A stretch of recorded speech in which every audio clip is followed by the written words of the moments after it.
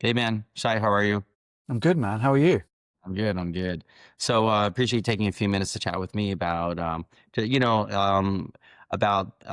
insights that you might have with regards to the recent report that we published. So as you know, we went on surveyed 400 plus growth marketers on a range of topics, really trying to understand like their view as to what's working, challenges that they're currently facing. So I have a few questions I want to ask you and just kind of like share your thoughts. Amazing. Sounds great, man. Thanks for having Yeah. me. As we saw in the report, we've seen that around 4% of marketers in the survey, they were citing lower CPAs as a reason to increase spend, which makes sense. So how is this shift playing out in MENA? Like what do performance expectations look like in the region? Oh, I think that 4% is actually very refreshing to think about it, right? Like lower CPAs has traditionally been kind of their North Star for majority of performance marketers. They look at that lower CPA and think, okay, I need, kind of a race to the bottom. And that shift globally to be now 4% of what it was traditionally, maybe like 5, 6 years ago, is incredibly refreshing. I would say, depending on the maturity of the advertiser that we speak to, depending on the vertical, whether it's retail, ride hailing, e-commerce, food delivery, the variety of different ones, depending on their maturity, the ones that we see the most success with are the companies that are looking at lower downstream events post install. So of course that first purchase efficiency, that customer acquisition cost is going to be super important. But if we think about LTV, returning customers, AOVs, and just the quality of those users that come back, that's where the CPA turns into more of a guideline. And if we look at those numbers across the survey, when advertisers are talking about 39%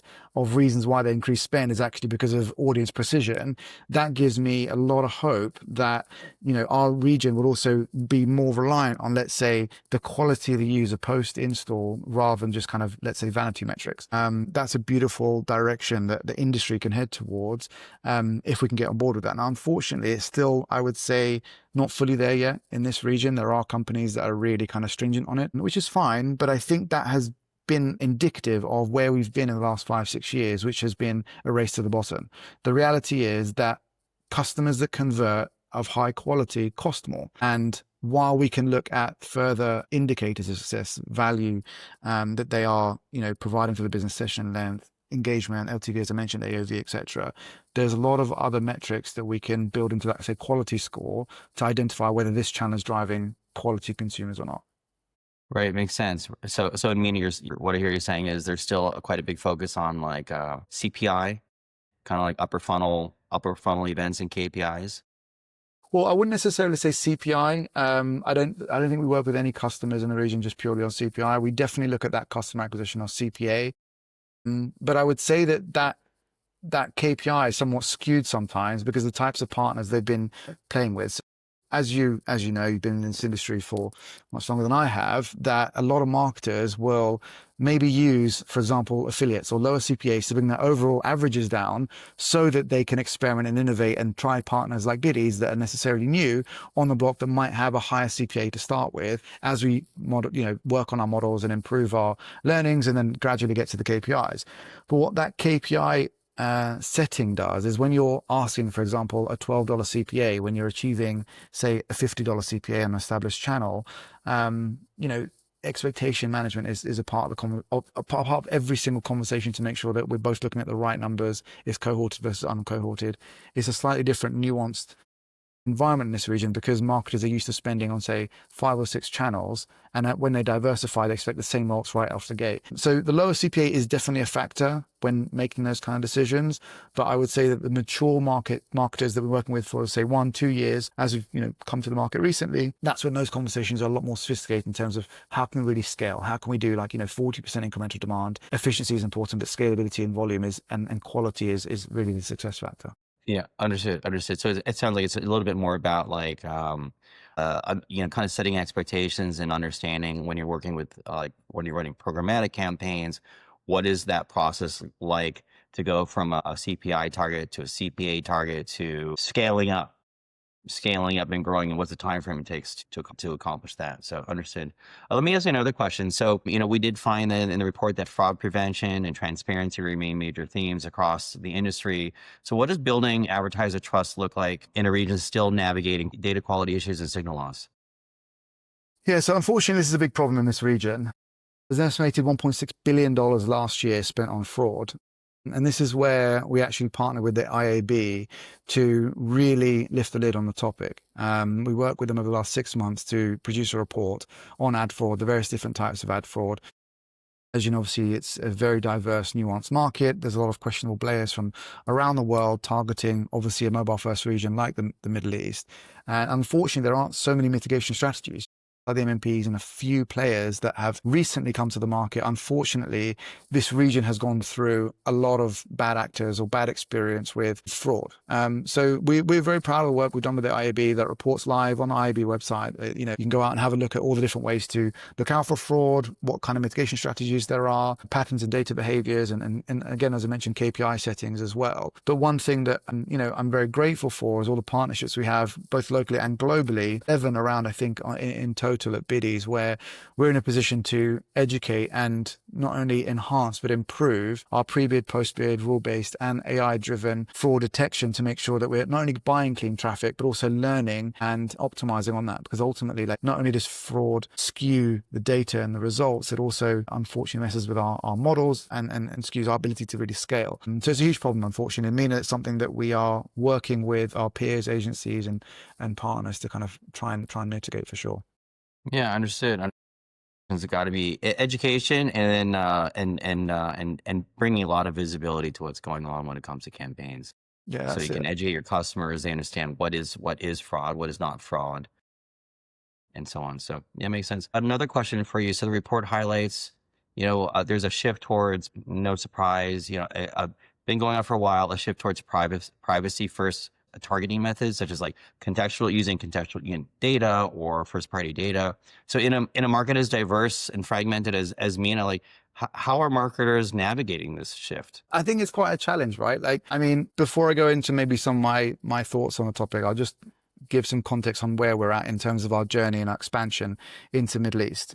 So 2.5 years in, and the markets we operate in right now, UAE, KSA, the Lower Gulf, a little bit Egypt, our actual visibility or vantage point is around 80% iOS. That's the amount of revenue that we're driving. So I would say that we're an iOS first platform, but the region, if you think about North Africa, Egypt and Jordan, we've had very Android heavy markets, but the way that the partners and clients we work with have been really skewed towards iOS, which tradition, if you think about it, was a much less fragmented ecosystem, given that it was iOS, maybe a few different versions and devices. But if we consider Android, where there is 16 different types of Android or whatever it is, and different device types and manufacturers, it was incredibly let's say fragmented. Now, since the paradigm shift of ATT and SK Ad Network 3-4 years ago, and all the different versions, I think marketers have really maybe had a challenge to navigate not only the various versions of SK Ad now.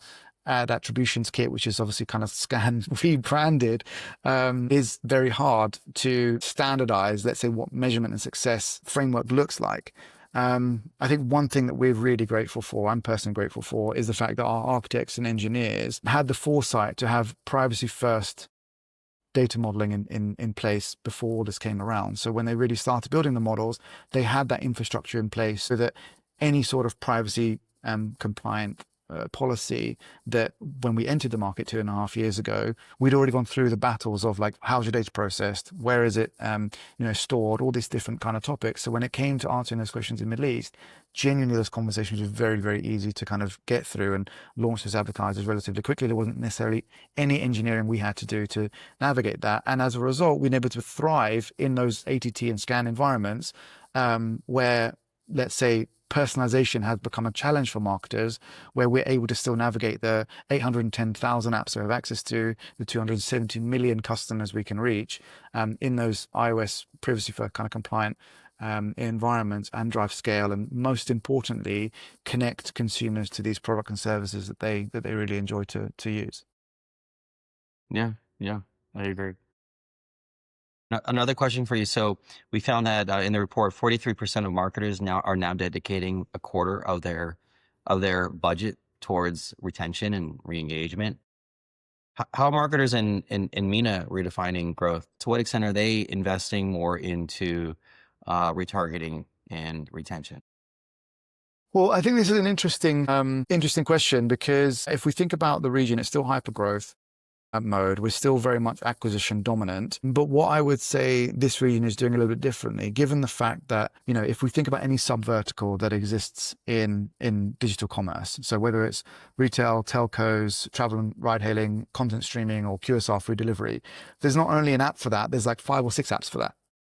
So when it comes to brand identity and, let's say, retention or competition, it becomes a very, very complex topic. And what I've actually noticed, well, it's not a surprise, anyone who lives here has seen it themselves as well, is that these brands that are traditionally only e-commerce players or food delivery players or ride hailing players, they have now diversified their offering to the market. So their retention strategy has been, let's offer payments, let's offer groceries or flowers or a variety of other services to the region to enhance that consumer experience with the ecosystem. So the super apps or the ultra apps, as some people are calling it, where their retention strategy has gone beyond simple just retargeting the user after a certain amount of time to how can we get them to engage with our platform for longer time, spend more time, spend more money.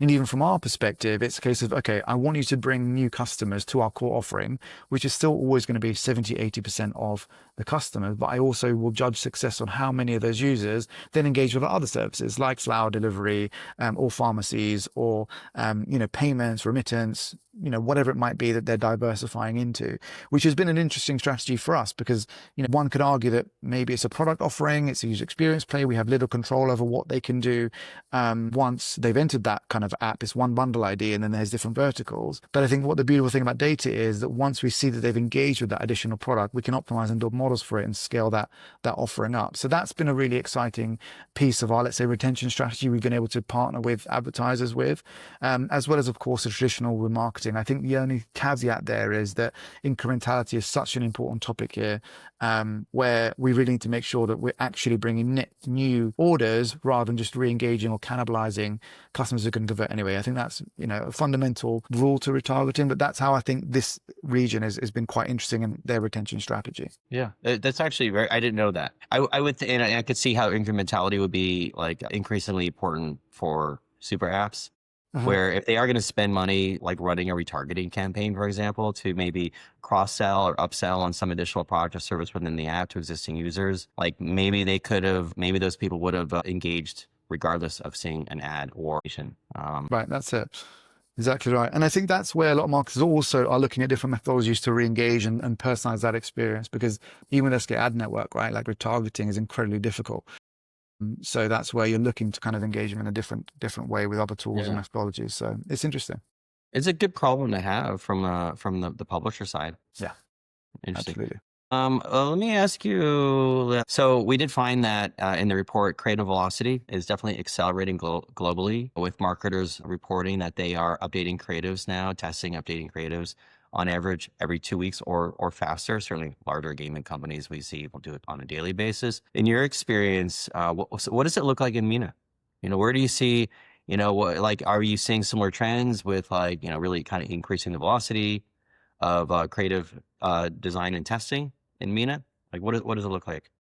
Yeah, so creative strategy, I think, is where the battle of attention or for attention is either won or lost in the region. As I mentioned earlier, like there are so many different apps doing the same thing. There's 25 different places to buy an Adidas t-shirt in MENA, and it's all online, it's all by an app. The reality is that if you're building a brand identity or some level of resonance with the consumer beyond just kind of price, product, discount, speed of delivery, there's a really fantastic way to engage and hold that kind of customer true. Now, it is a very seasonal market. So even from a monthly basis, I can see where that 2 weeks is coming into play, where the first week and the last week, we see higher conversions and it's rotated around payday. And obviously seasonal creatives and various different offerings around back to school, white, yellow, orange Friday, Ramadan, and all the various different events throughout the season. However, one thing that I've seen brands in this region do exceptionally well, and the ones that actually dominate and win, is really hyper-localization. It is very simple to kind of enter the market and build an offering, one Arabic, one English, off you go. But there are so many different dialects, humor, typography, different words for the same thing in the region, cultural imagery, humor, color psychology across different countries in the region. That's where that kind of, not only that hyperlocalization, that dynamic iteration across the region is really allowing brands to resonate and personalize at scale. And that's how they're dominating. I mean, it's very easy to see like any kind of e-commerce platform with, say, hundreds of thousands or millions of products can really be doing a lot of creative velocity and speed. But in some instances, if you think about the world that we operate operate in. It's user acquisition. We're doing holdouts. We are excluding customers as soon as they install an app or they show some level of fatigue. The creative is always being shown to new people. So while I would say creative velocity is important, there's some creatives that can continuously be on. And we call those kind of business as usual assets. We add seasonal creatives, but the advertisers that have the budgets to learn and test different methodologies or hypotheses based on data, whether seasonal creators make a difference, whether discount messaging is actually making a difference, like all these different hypotheses that they're trying to test and learn with a sophisticated learning agenda. Those are the ones that win with all those other things that I mentioned in time. So I don't think there's a one size fits all. I don't think velocity is just one way to dominate in creative. There are so many different variables. And I think really taking a scientific approach to how you define your brand identity, how you stand out from the crowd, how you win that attention from the user, that's how you're going to win in the region, because it's incredibly fragmented, incredibly diverse, and hyper competitive. It's tough. It's really, really tough. And that's where us as an enabler, as a technology enabler, to connect to those consumers, data and that kind of creative A/B testing is really key to helping make marketers lead to those right decisions. Yeah, that's great. Last question for you, Shai. So for leading digital brands looking to continue sustained app growth, what's one lever that they often underestimate to help with that? Well, I think 70% of time spent amongst the Middle East customers are in the open app economy, but 70% of the budgets are spent on 4 or 5 different apps. So the opportunity to diversify and reach customers in a variety of different places is a lever that I feel that is underutilized in this market, where you have an opportunity to reach 270 million customers across 810,000 apps using an incredible technology like Bidease that employs neural networks to find those customers, is a lever that I encourage advertisers to lean into and test out. And that would be my main takeaway. And we can talk more. Reach out, let me know. Bit of a sales pitch, but it's a shameless plug regardless. We are helping a lot of companies in the region having a lot of success, helping them grow their apps. So